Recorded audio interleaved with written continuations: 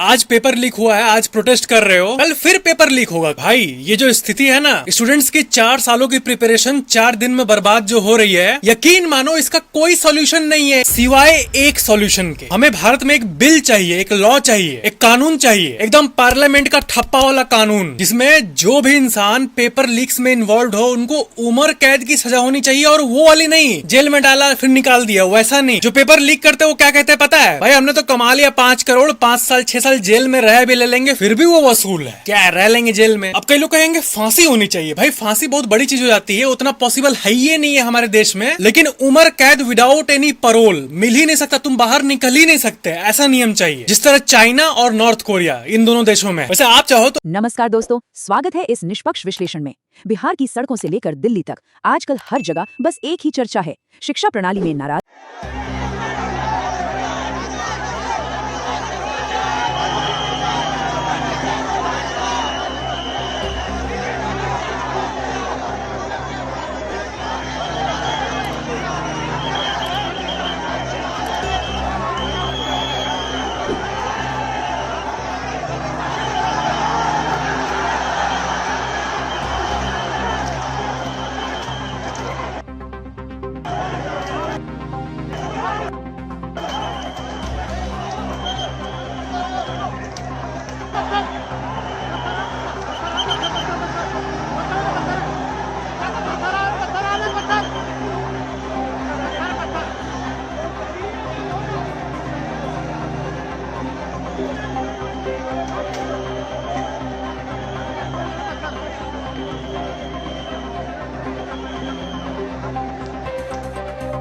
चलिए सीधे मुद्दे पर आते हैं। क्या ये सब सिर्फ किसी एक एग्जाम में हुई गड़बड़ी का नतीजा है या फिर कहानी कुछ और ही है?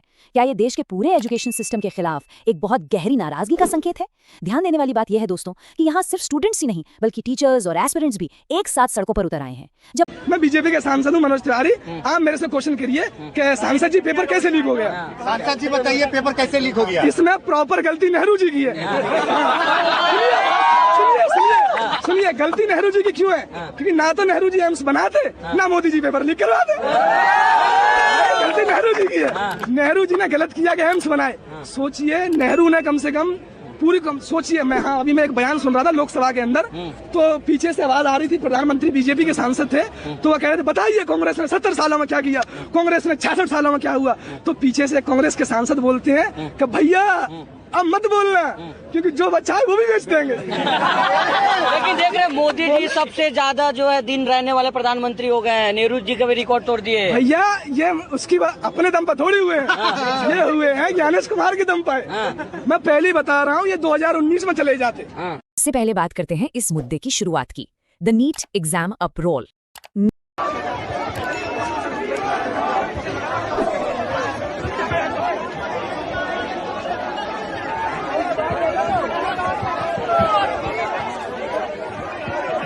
नीट एग्जाम का कंट्रोवर्सी तो हम सबने देखा। जब पेपर लीक और ट्रांसपेरेंसी पर सवाल उठे तो हजारों स्टूडेंट्स सड़कों पर आ गए। उनकी मांगें बिल्कुल स्ट्रेट फॉरवर्ड थीं। पहला, इस बवाल की जवाबदेही तय हो, कोई तो अकाउंटेबल हो। दूसरा, एग्जाम सिस्टम पूरी तरह ट्रांसपेरेंट बने। और तीसरा और सबसे जरूरी, उनके फ्यूचर के साथ खिलवाड़ बंद हो। नाराजगी इस लेवल पर थी कि कई शहरों में प्रोटेस्ट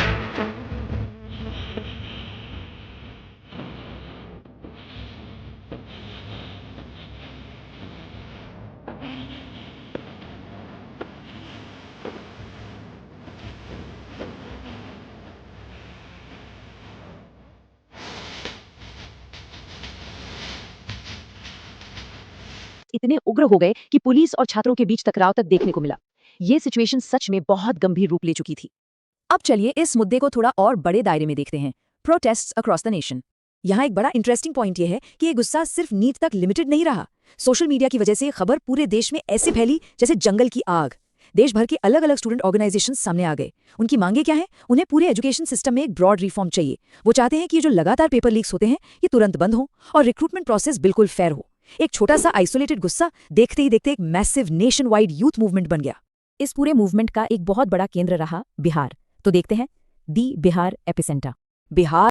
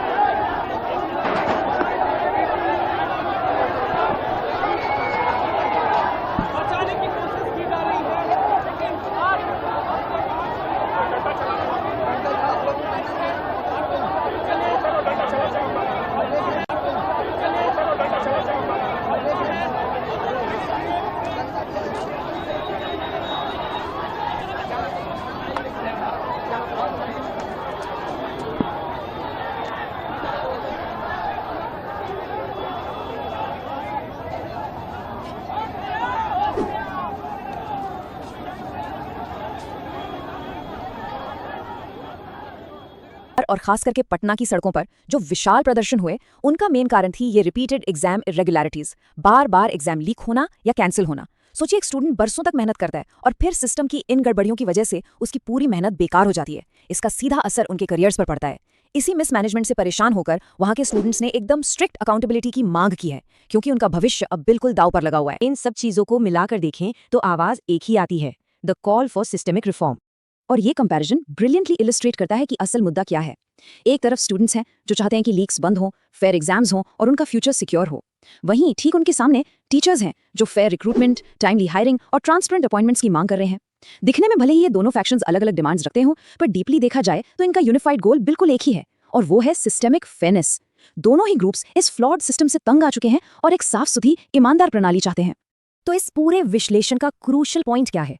इन सभी प्रोटेस्ट को अगर एक साथ लाया जाए तो एक कॉमन कोर निकल कर आता है, चाहे वो नीट के स्टूडेंट्स हों, बिहार के एस्पिरेंट्स हों या सड़कों पर प्रदर्शन कर रहे शिक्षक। इन सब की मांगें 3 बुनियादी पिलर्स पर खड़ी हैं: ट्रांसपेरेंसी, अकाउंटेबिलिटी और ट्रस्ट, यानी पारदर्शिता, जवाबदेही और सबसे जरूरी एजुकेशन सिस्टम में वापस से भरोसा जगाना। जब तक ये ट्रस्ट दोबारा बिल्ड नहीं होता, एक बेहतर सिस्टम की कल्पना करना भी मुश्किल है। दोस्तों, अब हम इस विश्लेषण के बिल्कुल आखिर में हैं, जहां एक सबसे बड़ा और जरूरी सवाल हमारे सामने खड़ा है। क्या सड़कों पर हो रहे इन प्रदर्शनों से सच में एजुकेशन सिस्टम में कोई जमीनी सुधार आएगा, या फिर स्थिति इतनी खराब हो चुकी है कि अब हमें तुरंत मैसिव सिस्टेमिक रिफॉर्म्स की जरूरत है? इन सभी फैक्ट्स को देखने के बाद इस मुद्दे पर क्या विचार बनते हैं? चर्चा जरूरी है, इसलिए कमेंट्स में अपने थॉट्स जरूर शेयर करें। अगर फैक्ट्स पर आधारित ये निष्पक्ष विश्लेषण पसंद आया हो तो आगे भी इस तरह की जानकारी के लिए जुड़े रहें। सीखने और समझने का ये सफर चलता रहेगा। धन्यवाद।